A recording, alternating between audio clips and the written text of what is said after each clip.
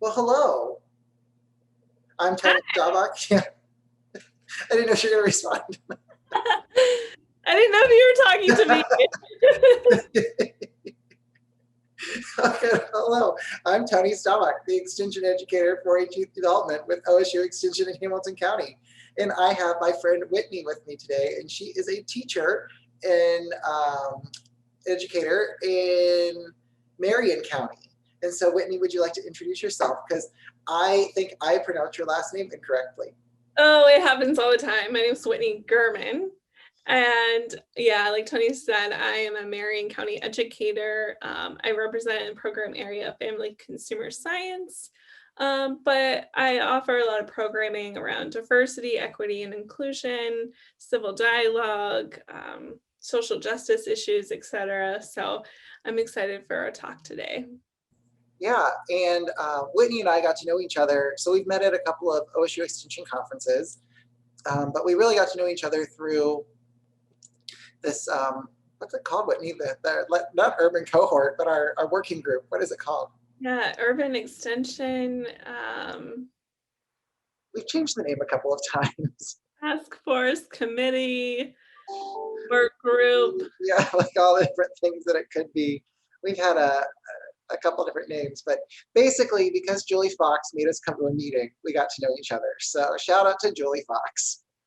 Thank you, Dr. Fox. But yeah, so Whitney, you do a lot of really cool stuff in Marion County. Do you want to talk about a couple of the projects you've been working on? Yeah, so I've been in Marion County since 2017. When I don't live in the community, so it was an opportunity for me to really get to know the community for the first time while working there.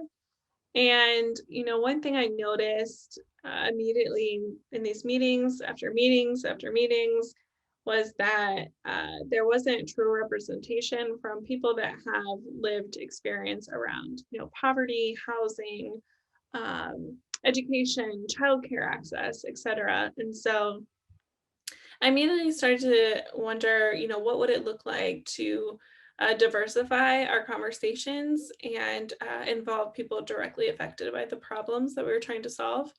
And so a lot of the framework of my work has started from an initiative called Community Voices, which was about bringing people together across differences.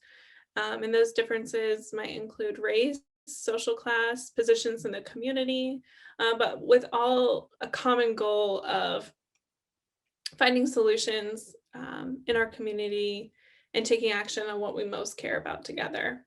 And so from that initiative in 2018, it's really what provides the direction of my programming even today. So initially, we did a lot of work around healthy food access.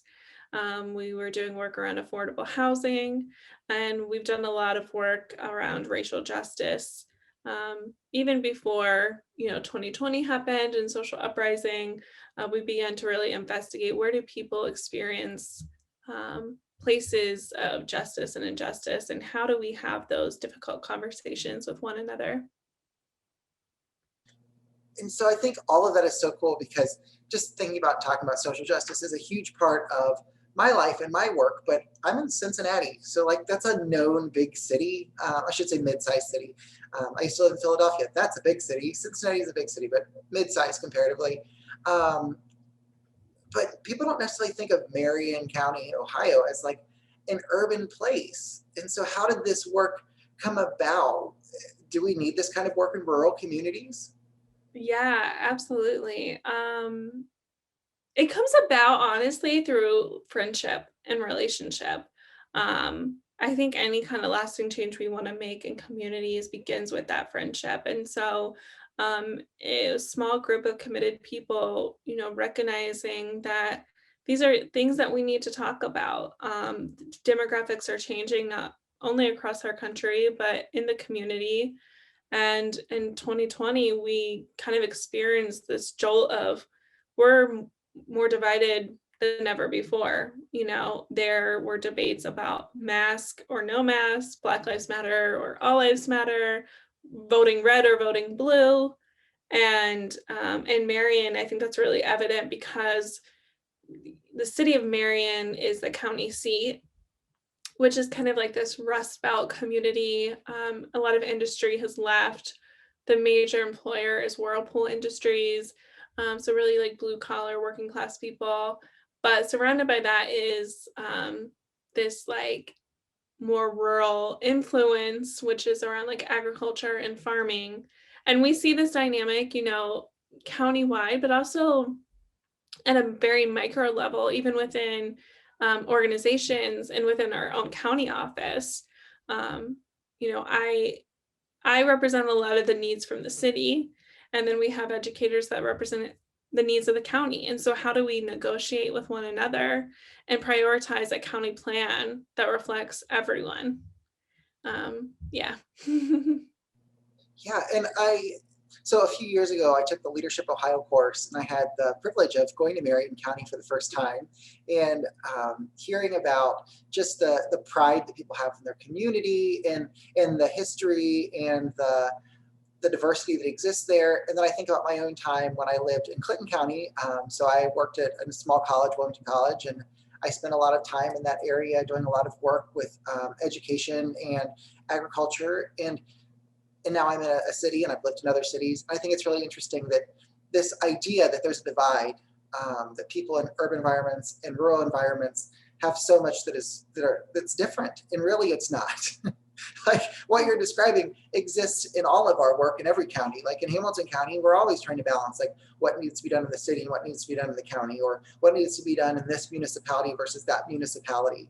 And people are different, and yeah, we do tend to congregate with people who are like us and live in communities where we have similar interests and experiences, but that means the neighborhood next door is going to be a little different. Yeah, absolutely. I think this is illustrated really beautifully in one of the projects that we led at Mays Community Temple, which is a historically Black church. We started a garden there, and right next door to the garden was a resident. The church is historically Black, but the neighborhood is majority white. And, never really came together, even on Sunday. It was still kind of a segregated place. And so when we started this garden, the neighbor came out on his front porch, and I was feeling a bit nervous. I stereotyped him right away as someone maybe with conservative values that would want to block this initiative. Um, but instead, he was like the biggest ally and proponent of the project. He offered his shotgun to protect the garden. I assured him we didn't need that level of security. Um, but he offered his tomato cages, and it was really cool to see across racial differences coming together, but then even political differences, because we had a city council person that was from the Republican Party, and members of the church that vote Democratic. And yet again, like finding these commonalities, and I think recognizing that this doesn't just come together across dialogue, even though that's a big part of the work that I do. Communication is not just transfer of information, but it's about our experiences that we have together, our emotions, our moods, even the way our body sensations are, and how we feel when we're together can really create some unity. And so that's just one like small example, but there's plenty others of what this might look like practically. Yeah, and we had a conversation. So we talked for a long time before we started recording this interview, but like there have been some things that have happened in the last couple of days, and you were saying that, it's always best to kind of find your center, calm down a little bit before you respond, because otherwise you're just responding from this fight or flight response. And like, I'm always a big fan of like the third way, it's not just fight or flight. Like there's ways to plan ahead so that you don't have two choices. And even when it comes down to it, when you think there's only two choices, there's often a third choice. And so like, I love that you're talking about like, calming your body down and finding your center and relaxing and really thinking about what needs to be done in the moment, rather than what it is about your feelings, but is what you're feeling a reaction to a stressful situation, or is it really how you feel? Yeah, I mean, this is the work that I've been doing in 2021 is about the body. because it's like underneath those feelings, what's happening unconsciously to us. And yeah, you brought up the fight, flight, or freeze. Typically, like what we experience in our bodies in these moments is a threat, a perceived threat to our safety, right? Because we might not be in physical danger in these conversations. I hope we're not in physical danger, but we might feel a threat to our belonging, our threat to our dignity, and our threat to connection to others. And our body knows no difference between those threats and the threat to our physical self. And so our nervous system prepares us to either become activated and embrace for impact around this fight response, or to essentially play dead and give a response that might look like apathy. And this can happen in like well-intended people too, right? Like we get activated by these conversations or circumstances, and we might be like emotionally flooding other people with all of our thoughts and feelings about a situation. Or we might get aroused by a Facebook post and immediately go in and start on the keyboard, trying to tear down another person's argument or thoughts or feelings. It's just not effective. It doesn't sustain the work that we can really do together. And so using some body-based practices, we can enter these conversations through, it's not a state that's supposed to be like neutral, right? Like we don't want to just be numb or not show emotion. It's actually a state where we have centered accountability, where we can hear and receive feedback and integrate it, and that we have enough stamina and endurance in these conversations that we might even be able to take a risk and tolerate a little bit more discomfort. So that's the work that I'm interested in doing around this divide. Yeah, I really like that way of explaining it, because it's not like when you've centered yourself, you can take responsibility for your actions and you can own your feelings. Your feelings aren't owning you. And I think that's really an important part of the conversation, because like you were saying, like people get in there and they can just verbally vomit on a Facebook page. And it's all the things that you're just feeling. Sometimes when you take a minute to step back and think, you're like, I feel that, but it's part of a deeper belief system. It's hard to talk about this, as we were talking about this earlier. It's like some people don't believe in abortion, but that doesn't necessarily mean other people can't or shouldn't. For that person, that's their personal belief. So when they take a minute to stop and think and reflect, they can articulate in a way that says, this is my personal belief, and then frame that by saying, this is my personal belief, this is my religious belief, this is my social belief, this is my political belief, and understand all of those layers of onion, because they're not all the same thing. Yeah. Yeah, and I think, when we listen to one another, I wish I had a diagram to show you, but I'm imagining like a listener here and a listener here, and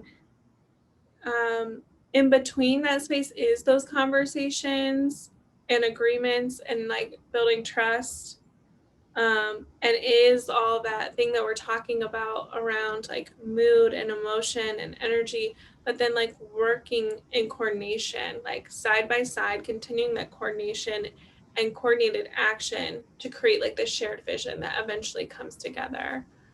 Yeah, it's that idea of consensus. Yeah. That idea that we don't have to agree on how it's affecting each of us personally, but it's best for the group. Yeah, and keep on like revisiting that, like consensus and consent, giving people choice on whether they want to engage in the conversation or not. When we experience like this real or perceived danger, our nervous system is looking for context, choice, and connection. It's looking for why, what, and how. And then when we have a sense of we don't have choice, we might experience danger. And then we're really seeking connection, because even faces that might be familiar to us, when we experience threat might become perceived as dangerous. It's really fascinating, some of the research they've done. This is around like polyvagal theory. When we're out of that state of connection, people that are familiar to us might even look like, have you ever been in a conversation with someone and you're like, why is he looking at me like that? Like he must be mad at me. Or, Yeah.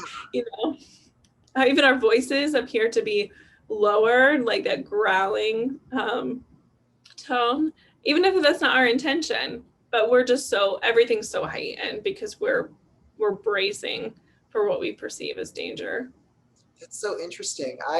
Yeah, and we've all done that before. You're just like, why are they looking at me like that?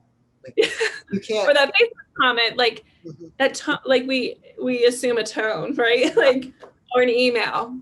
Oh God, Mhm. email. Like, let me tell you, there's tons of this email. I'm like, did you mean to read it like hello or hello? Like, what is this? Depending on where we are in our nervous system, right? Like, oh man. Or one example, I was reading this book about like come here. Like, how do you experience come here? Because Oh. it could be an invitation or it could feel like a demand. Mhm. I have this friend, and years ago, he made a video of his daughter running in the woods, and he played like this fun, like flirty, light, nice music, and it was like, oh, it's sweet, and like you could see butterflies flying by, and you're like, oh, that's really sweet. And then he put like some horror movie film like music behind it, like, oh no, like this is terrifying. Like, and the little girl like looks back with like a smile, and you're like, that was creepy. Like, the context just matters Oh so much. my God, that's such a great example. That is such a great example.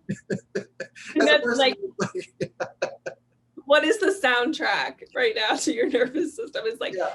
when you're in these conversations, if you could put music to it, when you're in a state of connection and feeling safe, what is a song you could think of? Mhm. Or I even tell people, like, find an object in your house that might represent like a feeling of connection.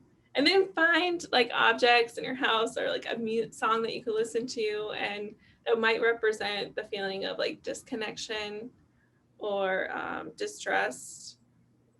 And yeah, it's just kind of fun activities to hear like what people come up with.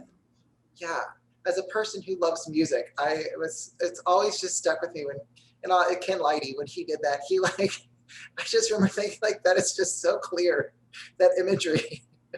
Yeah, Yeah, that soundtrack for your mood. That might be the title of a new album. Like, who knows? we should start a Spotify playlist, Tony. We're going to. It's going to be great. It's going to be a fundraiser too. And like we can think about this individually, right? But then like we have collective, like we are regulating and dysregulating with one another all the time. Me and you, Tony, right now, we're like in good regulation, eye contact, connection. But then even in our communities and in society, so we might even think, okay, if we had a soundtrack to what 2020 was like, what were the songs that we would add to that list? Now you're getting into a whole other conversation about that. Yeah. But yeah, no, I love that. And kind of our point to getting together today was to talk a little bit about this urban rural interface thing. And we started there, and then we kind of, went off on a trail here. But I really think it's important that we address that, because I've had the opportunity to live in urban, rural, and suburban communities. Like, I grew up in a suburban neighborhood. I live downtown now. I've lived in other big cities. I've lived in small towns. And there are differences. Like, you can't argue there's not. And there are these distinct differences that need addressed, that people need to understand, that the issues of diversity in an urban environment are different than the ones in a rural environment. Does that mean there's no diversity in a rural environment? No, there's tons of diversity, but it's different. And Yeah. there's different amounts of groups of people and types of groups, and it's so different. But what's kind of your take on the urban rural interface? What's that like for you? Yeah, I feel like in both the communities, they feel a sense of disinvestment. Um, and so we might like blame one another. Like we might blame the city because technology came in and it's taking wealth. People in technology tend to be like younger workers, higher paying jobs. Um, and so we might feel resentment and think that's where it's coming from. Or we might shift the finger back over and point to rural communities and um, blame the way that, you know, services are in rural settings compared to what we receive in urban settings. And so like this pointing the finger rather than like cooperating with one another and saying like what we all deserve investment in. That's just one example I'm thinking around is like this investment piece and where the resentment might lie, at least part of the resentment might lie. Yeah, so I think that's really interesting because as we were talking earlier, I was thinking a little bit about you were describing Marion, and I almost think we started to go there, and I see this happening here in Hamilton County with the surrounding counties.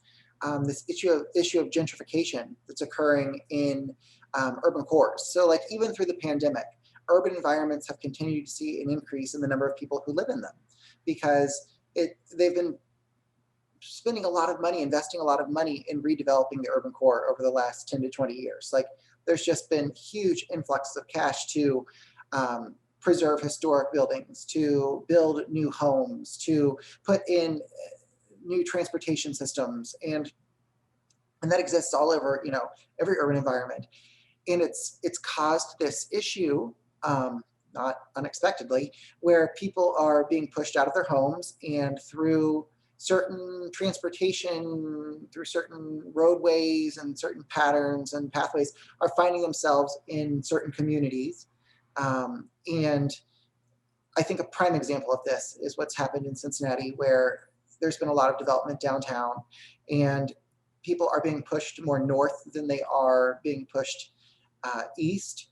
And that's because the east side of Cincinnati has done a lot of work to reduce the number of lanes on those roads, to make it harder to get there, to make access something that takes maybe more miles by using circle freeways around a city rather than direct routes through.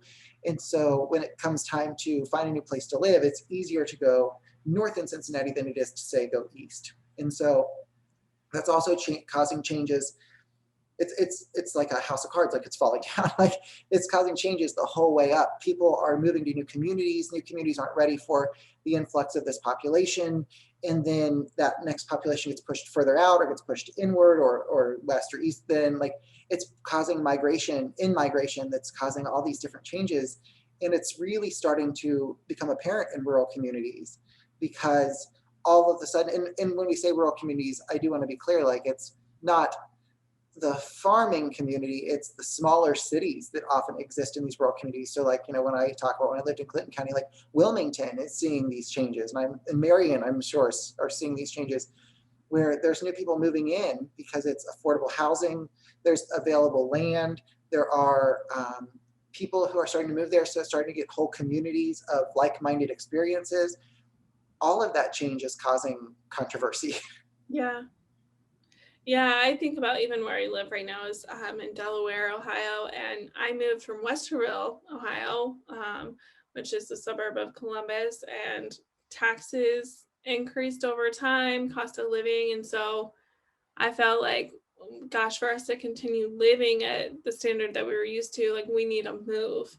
So we moved further out to Delaware, and I've been here for 4 years, and just in the time I've been here, have already seen like the cost of living increase, and then we've seen like a lot of different like voting patterns change over the years, and what that has meant to like like in the neighborhood, and where those divisions lie. Um, you know, I'm just thinking about my own street. It's just like such a mix of like working class people, some people that have lived here for years and years. And then just, yeah, it's also part of this like bigger issue within the city of Delaware around, um, you know, I can't help but think about like redlining and the impact that racial discrimination has had on cities, even a small city like Delaware, Ohio, where there's not like documented practice of redlining. And redlining, just for anyone who's listening that doesn't know what that is they would, I think it was like in the 50s, would take maps and like do circles, red circles or red lines of where they would not invest. Even not just insurance companies, but grocery stores would also use this kind of practice. And we've seen that like trickle out even to communities like ours, on the south side of Delaware. It's not even predominantly Black, right? But like if we look at where Black people live in our community, it's on the south side. And when we look at the east side, we know it's a lot of like poor white folks. And then in the northwest area is rich, wealthy white people. And so like, how do we contend with all this in a community and bring these people together? And it's all part of this other larger phenomenon of people being pushed away from Columbus, because it's just not affordable. And this happens in Marion too, because Marion is right next door to us. So even folks getting pushed from Delaware to Marion and Marion on out, it's all connected. It's so hard to look at one community. Well, and redlining is such an important thing to understand, like, because it obviously in Cincinnati, like it was a bigger city and it existed. Like there are neighborhoods that are still historically Black because at one time that was the only place where if you were a person of color that you were allowed to buy.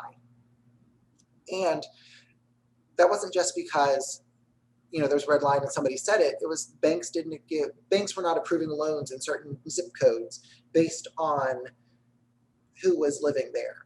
And that exists today with health disparities. Like if you look at your zip code, what is it that your zip code is as good a marker about your life expectancy as your genetics are?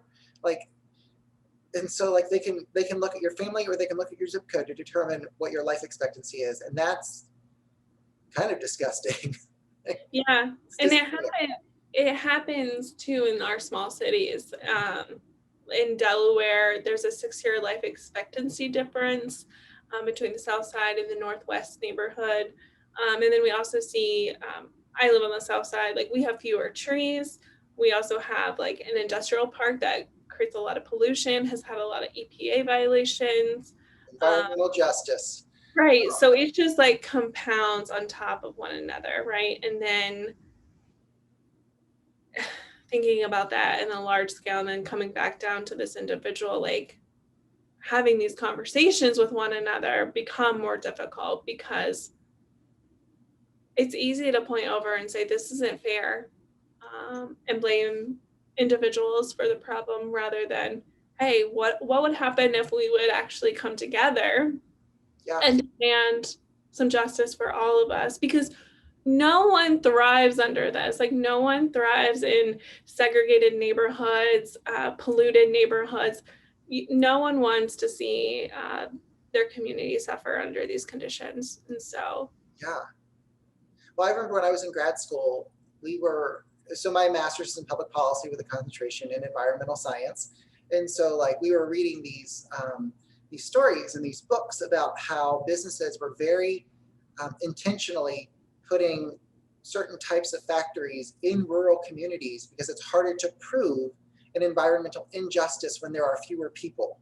And so I find this a lot. Like a lot of the things that were built from, say, the 40s to the 80s were put in what was a rural community that kind of became a suburb of a city. And they all kind of were centered around, not all, but a lot were centered around these questionable facilities that were, you know, they were petrochemical refinery plants or airports or, you know, all these things that it was really hard to prove that those companies were actually doing anything bad to the community because not only was the community tied to this one industry, but there weren't enough people to prove that it was an environmental disaster if something went wrong.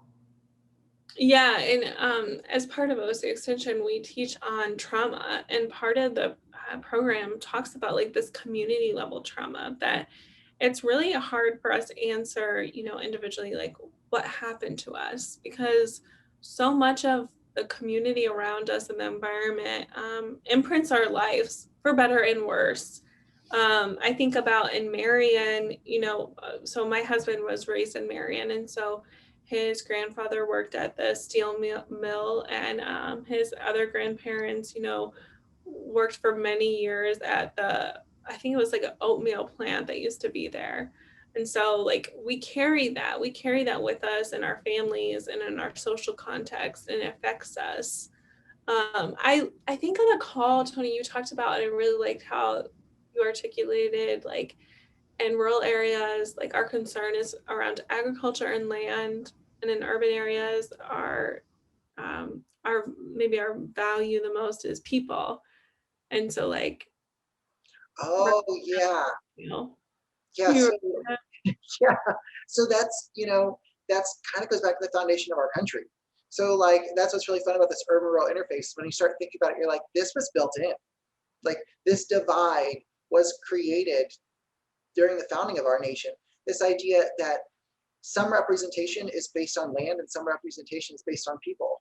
And so when you look at that divide, it's the same whether you're talking about Republican or Democrat, whether you're talking about urban or rural, whether you're talking about black or white, whether you're talking about um, uh, Coke or Pepsi. Like, a lot of it has to do with the sea.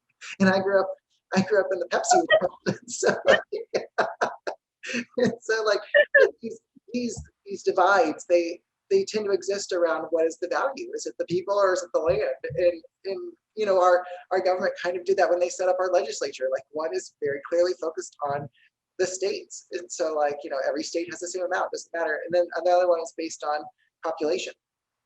And Mhm. so yeah, that divide that exists because it's been a part of us since the beginning. And I think that's what, as somebody who was a former history teacher, like I got really excited about, like, oh, how is this connected to the Civil War? How is this connected to Eli Whitney and the Cotton Gin? Like, all of these things, like, unintentionally are connected to this idea of land value versus people value.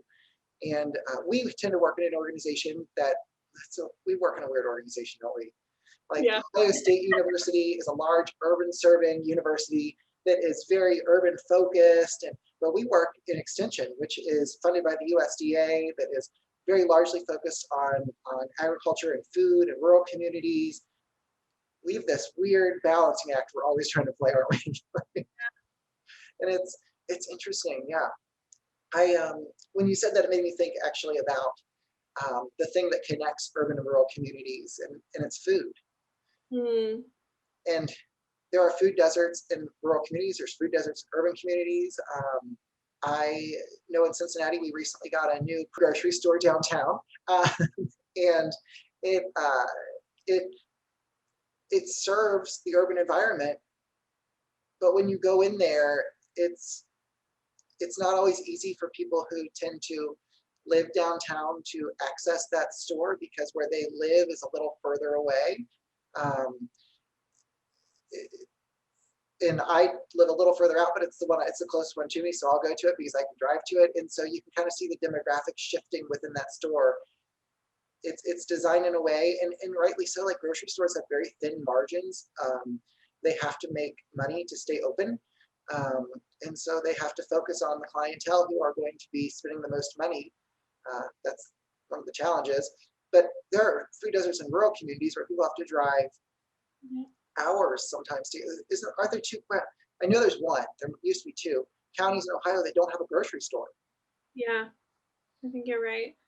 Uh, And like, if you think about, like, you would have to drive an hour to go buy some fresh chicken. mhm. And I think one of the myths in an urban environment is like, oh, they're out there in the country, they can go pick up a chicken, at a farmer's market. And no, those chickens don't necessarily belong to farmers. A lot of these farms are leased land, or are just like any business, they have to have a certain amount that goes to a processor to make their money. They can't just sell it on a roadside stand. It's not like, it's not like the 1800s where that was how the food system worked. We have a complicated food system that's designed to try to keep us all healthy, and they're producing a product, and it has to go to a production facility before it can ever make it back to the people in any way that's going to make them, a way to live. Man, I think that's so fascinating. Talking about food as the like thing that brings us together. The work I did before OSU Extension was all about food justice, and anti-poverty measures. And I think you're right that um, food is that connector, but it also can be weaponized. And so, like, how do we use it for our healing? And yeah, I'm just kind of thinking deeply about what you said about the grocery stores and in rural areas and then in urban areas, like it's not even just like access to grocery stores, but then like we get inundated with fast food restaurants. And like where I live, like we're 2 miles from a grocery store. I live in like the poorest census tract in Delaware County. And Delaware County is like the wealthiest county in the state. And so it's just like this really weird Mhm. of like we advertise our community as like healthy and equitable, but it's because we have like cities like Powell in those center and not necessarily like Southside city of Delaware, Ohio. But I like where you're going with food, because the other thing I was thinking as you were talking was when I frame this as like community trauma, the values you've articulated so well around land and people, we need both. Like both of those things like bring forth transformation and healing. Like they are resources to support our communities. And so like what can we learn from one another? There's an amazing project called the Black Land Project that really explores like wilderness. Um, Oh, and just I've been thinking so deeply about that and like how the environment shapes who we are, like very unconsciously. Like if you grew up in an urban environment, like your body might move a little quicker than others, or you might talk a little faster because your environment was like more fast paced. mhm. If you lived in a smaller community, like you might be slower to move, or you might need that like break and being with nature. And so like how do we, I'm just like kind of grasping at all these concepts of like land, people, and food. What are the things that we can do with with those ideas in our programming? And it feels like natural to us. Like it feels like ritual is part of our collaboration, and like rituals around food. What do we have to share with one another? Rituals that we might have with land that might be passed down through generations. And then what are our rituals as people and culture and community? I think rituals are, you've said so many things that made me go so many different places. And I was like, oh, the history of the National Park Service and the Audubon Society. And like, oh, there's a lot of questionable stuff there that's really challenging and really important to grapple with. But your conversation about rituals, I, food is a way that we build community, and it's a way that a lot of people show love. And I, the other thing you said that I just is on my mind too is land value. And in urban environments, land has such a high value per square foot versus rural environments, but accessibility becomes a question there too about what can you actually get. And and and then we get into this other issue, which the pandemic has made even more clear, is the rapid suburbanization and the role that plays in our environmental and physical health. But going back to rituals, because I think that's such an important and really tangible concept to understand, is we all have rituals around food, and it's changed. Like we think about like the nuclear 1950s family, which we know doesn't really exist. And you all sat down around the dinner table, and you had your fork and your knife and your spoon and a plate and a cup, and you ate, and it was nice. And now that we've all watched TV shows. I was watching an old episode of a show the other day, and they had like all the kids were on their phones, and then they did a flashback, and in the 80s they were all in their Walkmans, with the headsets on. So like the idea of like a whole family sitting around a table every day never really existed in that way. Like there were always distractions. I remember my dad's mom saying one time that like she tried to do all of that and really quickly learned that like that's unrealistic. Like you can't have like that nuclear lifestyle and be happy all of the time, because it's insane. And like she said, if she had a couple kids, her husband came home, she's like, she doesn't have time to rub his feet and put slippers on. He's got to go get dinner ready because she's got to get baths. Like, it's a lot of work. And so, and then you think about, single family, single earner households now, or single parent, single earner households, and how complicated that's become. A lot of us, our ritual for food is sitting around the TV while we eat. And that's not safe for our physical health. Like, and like you were saying earlier, a lot of us have to access food from places where we can get it quick and cheap. And that means restaurants. And that's different too. I live in an area right now where if I were a person who didn't have financial means, I would probably be unable to access healthy food quickly. Um, Mhm. but I have the ability to go to a place and pick it up or have it delivered. Those both have costs. Um, but in a lot of areas, your only quick food resource are those traditional fast food restaurants. And so that Yeah. means you're high calories, high trans fats, high salts, you know, and oftentimes you're eating that in the car on your way back home, go to the next thing. Like there's an accessibility piece, but then there's an affordability piece, but there's also that, I personally, where I live and what I do, like I can go get myself a nice takeout salad or go to a restaurant, pick up, or go to a grocery store and pick up some lettuce, but that's not always an option on the fly for a lot of Yeah. people. And that's something that is a common issue in both an urban and a rural community, because in an urban environment it might seem like, oh, you've got options, but they're not accessible. Yeah, and I just thinking about like the context, like we're still in a pandemic, and what do we know about resiliency is around like people and nature. And um, I think like we have a lot that our communities can learn about.